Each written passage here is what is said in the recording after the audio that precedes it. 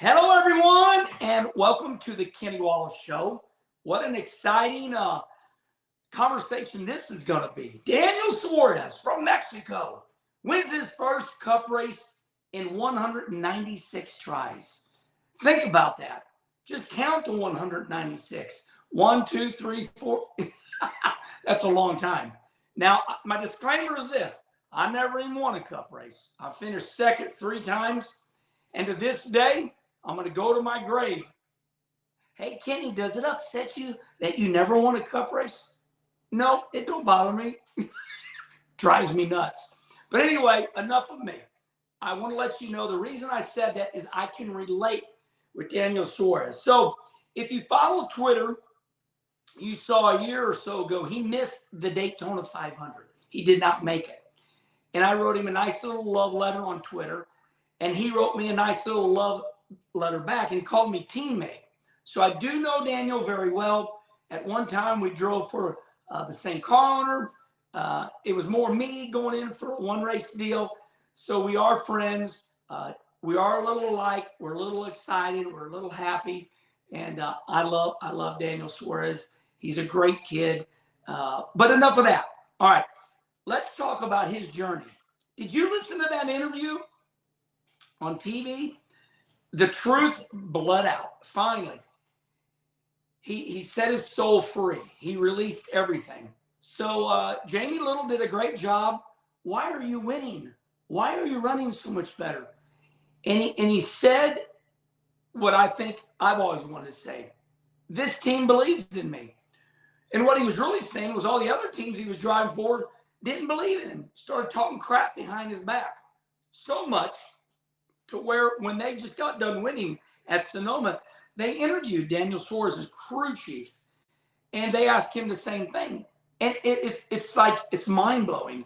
The crew chief even said, yes, I've heard the stories in the garage area that Daniel's not a very good driver. And he said, I found quite the opposite. He goes, I was against all odds too. So Daniel Suarez's crew chief was an engineer and now a crew chief. And people might have talked a little crap behind his back is what he said. So they both felt like they had something to prove. So Daniel Suarez was 196 races. You know, he's given it all he has. He's young. He's not giving up.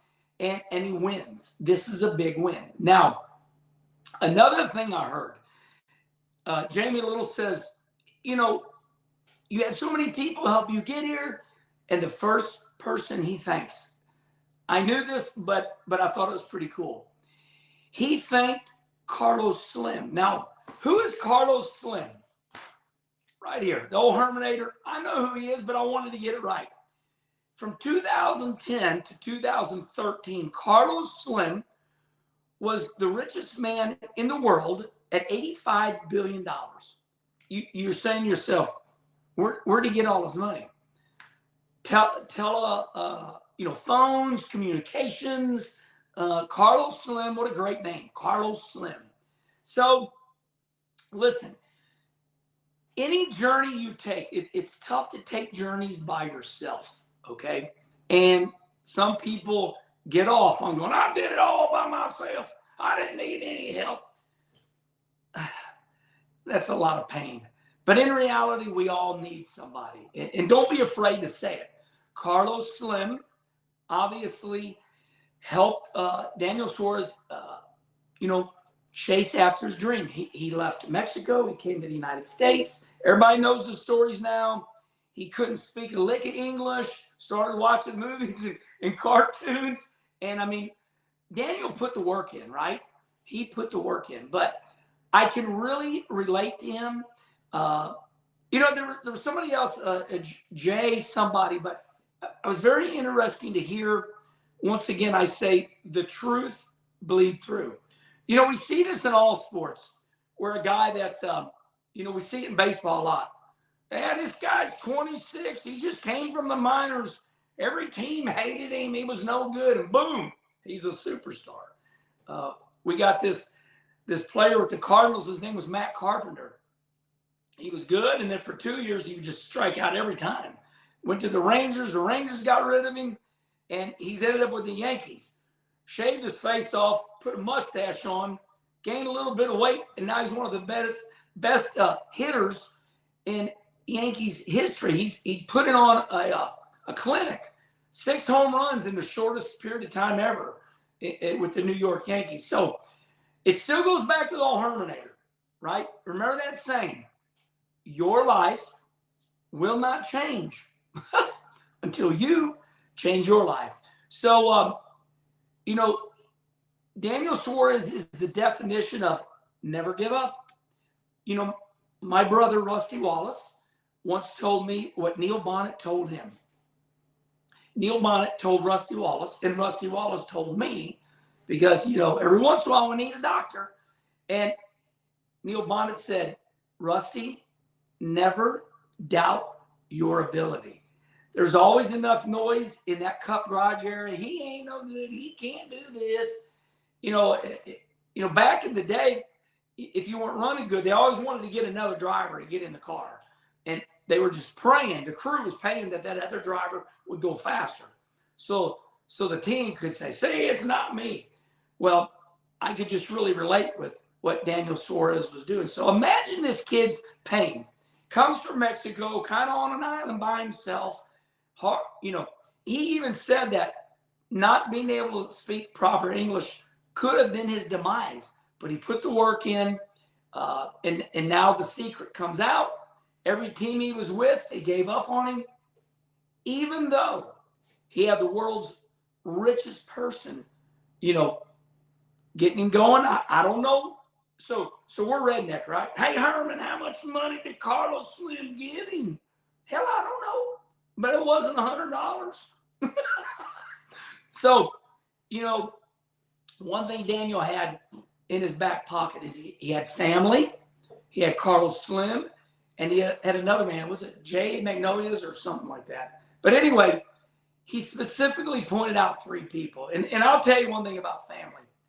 If you can't help, this is a quote, write this one down.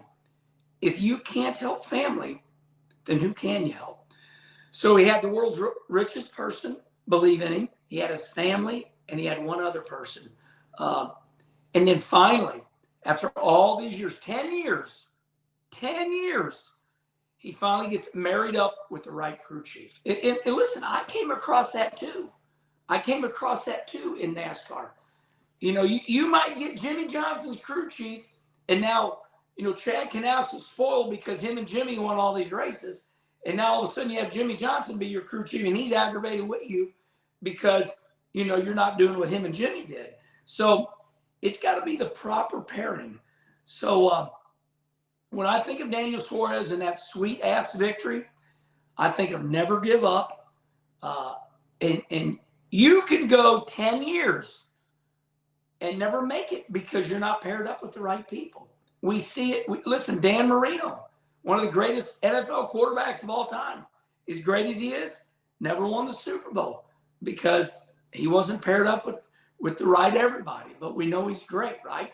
Mark Martin never won a Cup championship because when he was going to win it, his Jack Roush motor blew up. So there's just, as old Bill would say, Herman, it's all about timing and circumstances. So a big thumbs up to Daniel Suarez. He's a lesson in life.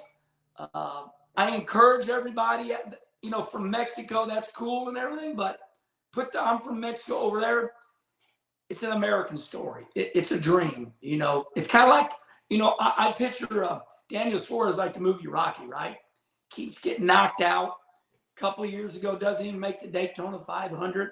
I mean, how many teams did he go through? 4, 5, 6, whatever it was. That's not what matters. The lesson here is never give up. And he never did. Imagine how afraid he was coming from a different country. My God, that's like going to Russia by yourself. It's a little scary, right? Of course, we're lovers in America. We love everybody, as you can tell. So that a boy, Daniel Suarez, as he would say, my teammate, so proud of you. And you are the man. And as old Ric Flair would say, to be the man, you have to beat the man. Woo! All right, now listen. As everybody knows now, the Kenny Wallace Show with my dear friend and producer, Charlie Marlowe. We have access to a lot of media now. And Stay right here, and we are going to give you a lot of the Daniel Suarez interviews. So I'm done, but we're not done. So take a listen to everything Daniel Suarez and his sweet victory out at Sonoma. Until then, we'll see you next time. Thank you for tuning in to the Kenny Wallace Show. Stay right here for more Daniel Suarez interviews. Daniel, just take us through what went through your mind when you crossed the finish line on the last lap and became the first driver from Mexico to win in the NASCAR Cup Series. I just didn't know what to do, you know. It was a special. Man, I've been waiting and I've been working very hard for this moment. Not just myself, but my entire team. You know, I'm very, very lucky to have a great people around me in my team, but also outside the team. You know, my family always supporting me. My beautiful girlfriend Julia, that she worked very hard in the last few months, keeping me up and letting me know that I was doing the right things. We just needed to have a clean day, and that's what we had today. So today just felt special. I told her this morning that today felt good, and we did it in front of a few hundred Mexicans in Daniel Amigos. So it was just a special day. You know, I have always seen California as my second home, and to be able to get the first victory here is quite special. Awesome. Okay, if you have a question for Daniel, please raise your hand. We're going to start here in the front with Luis, and then we'll go in the back to Justin and Jerry. Luis Torres, the podium finish. I'll just go with the English portion of my question. During the last number of laps, you basically had a hungry pack of Fords like Buescher, McDowell, Harvick. And as the laps went down, what was the mindset going into knowing that you had pretty much the control of this race and hoping that there were no cautions? I mean, honestly, I just didn't care who was behind me. I was just trying to do my race and trying to control what I can control. I knew that Buescher was very strong in the short run, probably a little bit better than me. But in the middle part of the run, I was better than him, and in the long run, I felt like I was better than him, and I was able to play out pretty good right there at the end. I knew that if I could stay up front for the first 5 to 7 laps, I was going to be able to control the race. Obviously, you know, the last 5 laps, I was just trying to take care of my tire just in case we had to have a restart, because if we had a restart at that point, I knew we were not going to come for tires. It was going to be a track position race. So I was trying to save a little bit, even though that my car was already a little tired at the time, but everyone else was tired as well. So it worked out great. It was good. It was my team, my crew chief, everyone did what they had to do. They called the pit stops, everything worked out the way they were supposed to, and we're able to maximize the potential for car. Okay, we're actually going to go back to Bob and then Jerry. Bob Hockers, Fox Sports. Everybody the other Justin and Travis up there were talking about your confidence, and that they never doubted that you would be here, and they felt like you never doubted you would be sitting there as a winner. I'm curious, what kept you confident? You know, Bob, it has cost me a lot to get to this point. A lot of people doesn't know that, but it has cost me a lot to get to this country first 10 years ago, and to get to this point, fighting. You know, I come from a very humble family, and I have every step of my life has cost me a lot, and I knew that it's important to remember that if I was able to come all the way here, I wasn't going to give up here. You know, my confidence was high, but obviously, you know, knowing that you haven't won yet, there is a little bit of doubt. But I knew that I was fast. I knew that I could race with them, with the guys that are winning, but I haven't showed that first victory. So I told my team, you know, the last 5 weeks we have had very fast race cars, but things happen. You know, the jack broke last week. A few weeks ago, the gun broke. In Charlotte, we were the fastest car, and we were missing something on pit road every single time. So, you know, it was hard to stay on track, but at the end, my team, everyone stayed together. We keep pushing.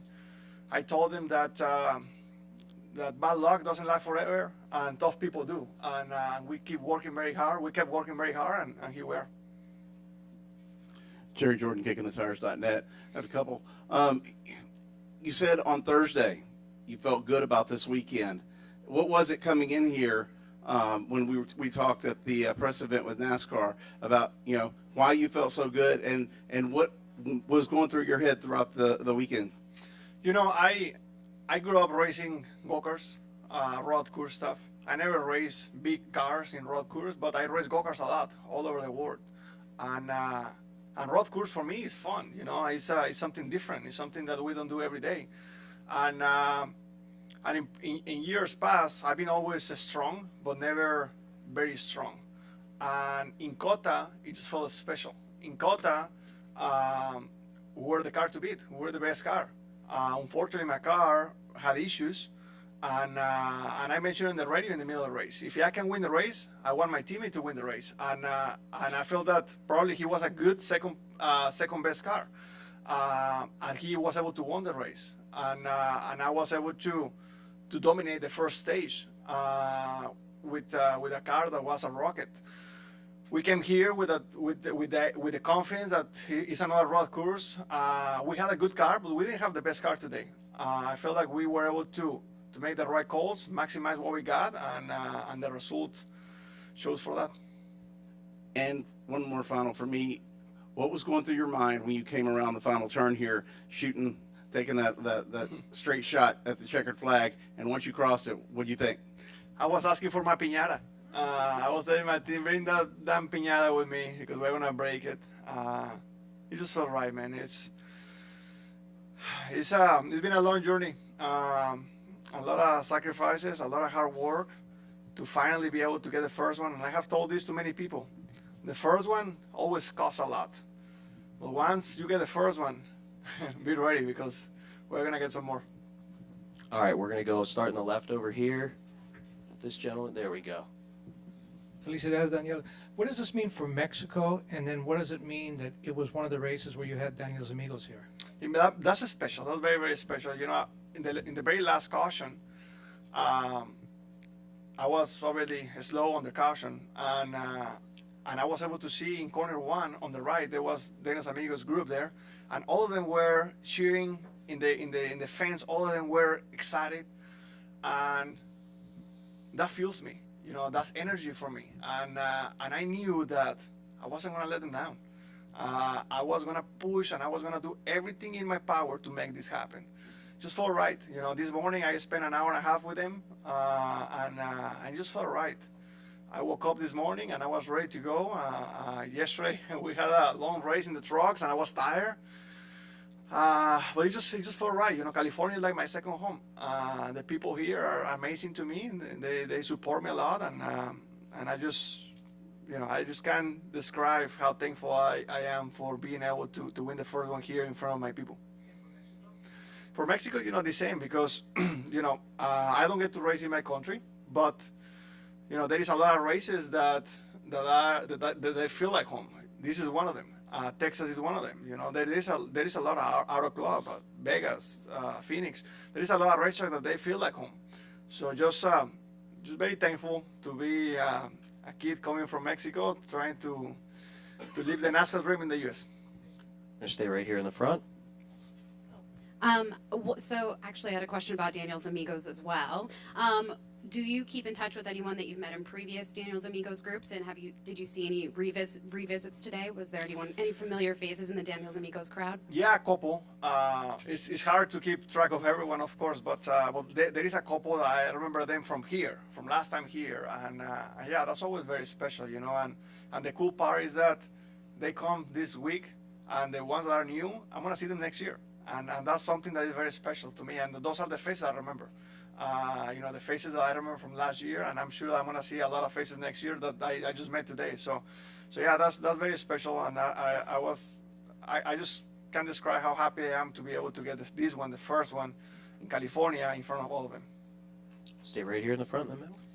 Congratulations on being the first Mexican-born driver in the Cup Series to win. You also have some of the earliest alumni from the Drive for Diversity program at Trackhouse and on your pit crew, like Mike Metcalf, Jeremy Kimbrough. So what does this win mean to you, and what do you think it means for NASCAR moving forward, especially after welcoming the 2022 class on Thursday?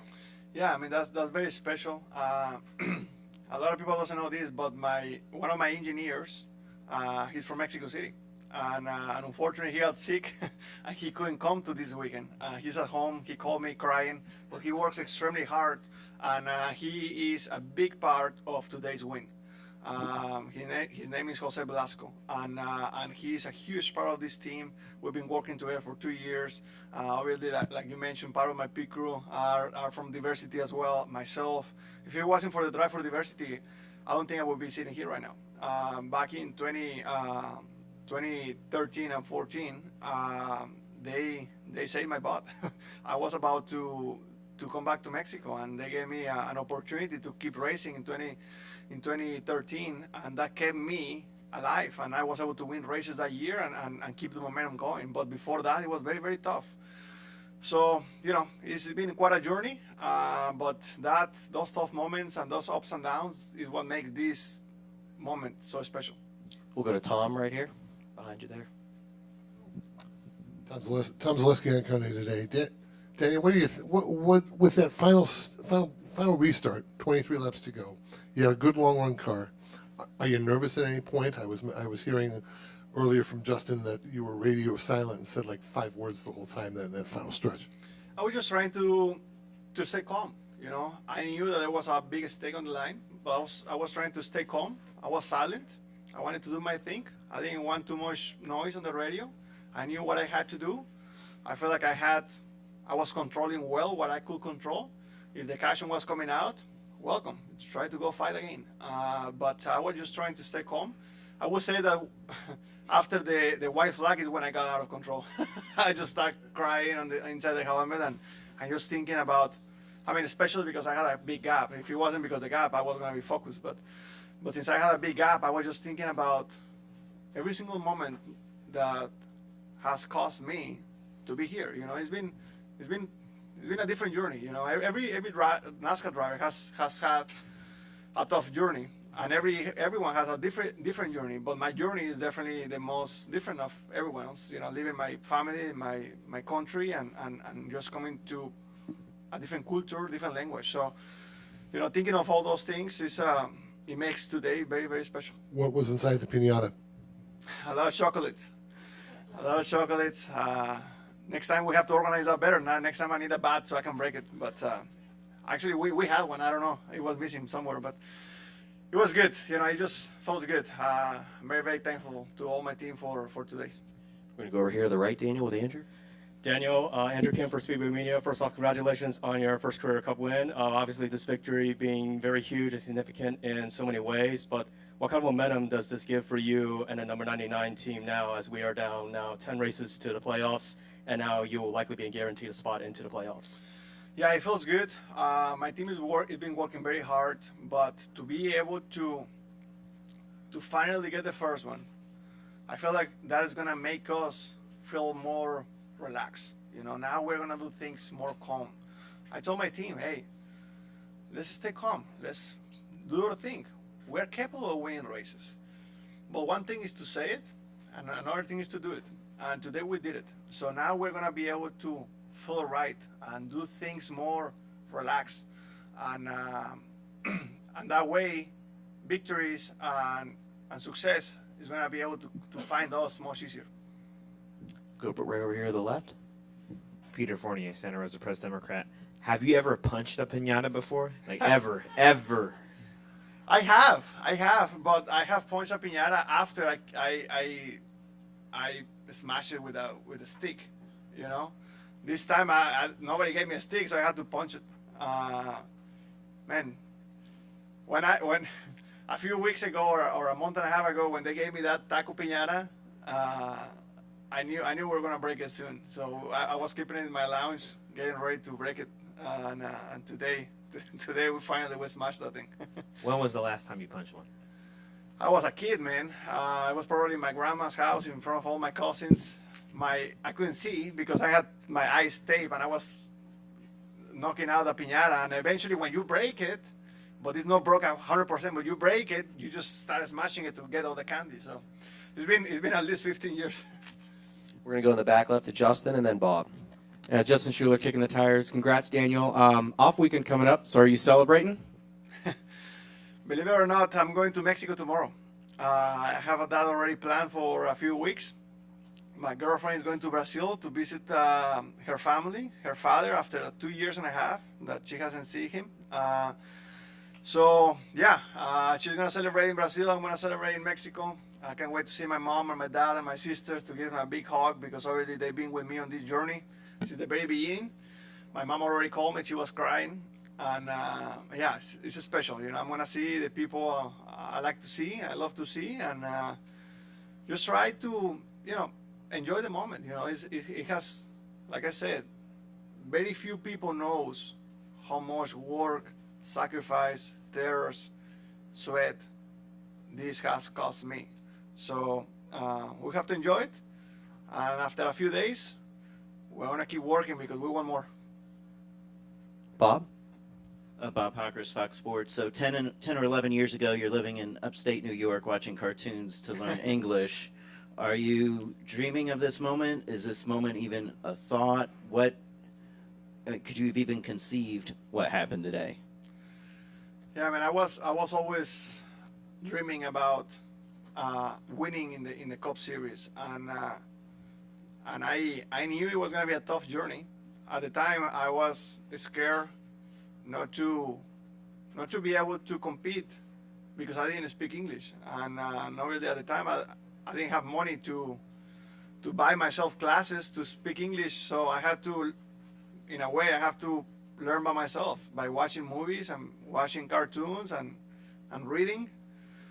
It was quite a journey, but I remember one day waking up and being scared that the language barrier was gonna keep me away from my goal, that it was being a winner and championship winner in the NASCAR Cup Series, and I didn't want that to happen. And I started working extremely hard to learn English, and you know, it's been quite a journey, and that's why I feel like my story is very similar to many Mexicans, Latinos that are out there coming to this country, trying to find a goal, or trying to find